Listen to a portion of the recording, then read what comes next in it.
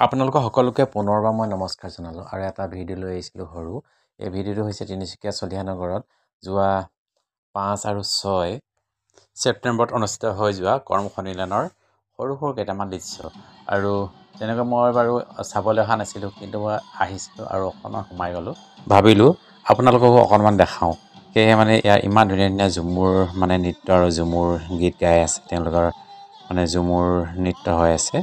আৰু সঁচাকৈ ইমান লাগিব আৰু সকলোৱে ঝুমুৰ নিশ্চয় ভাল পায় নহয় জানো ঝুমুৰ গীতবিলাক আৰু সেয়ে মই অলপ ভিডিঅ' কৰি ৰাখিছোঁ অকণমান চাওকচোন বাৰু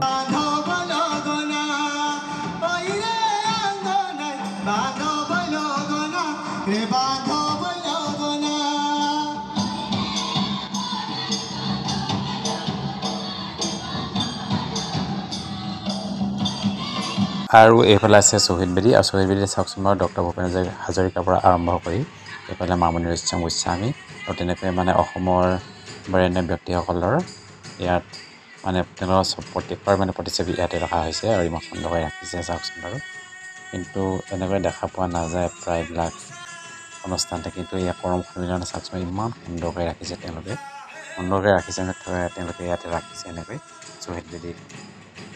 চাৰিওকাষে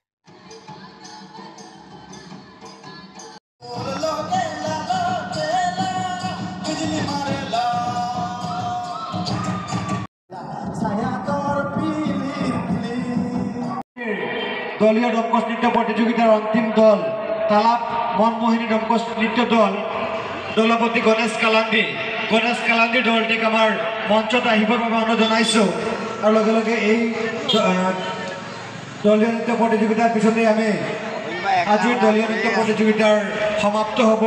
গতিকে অতি সোনকালেই গণেশ কালান্দিৰ দলটি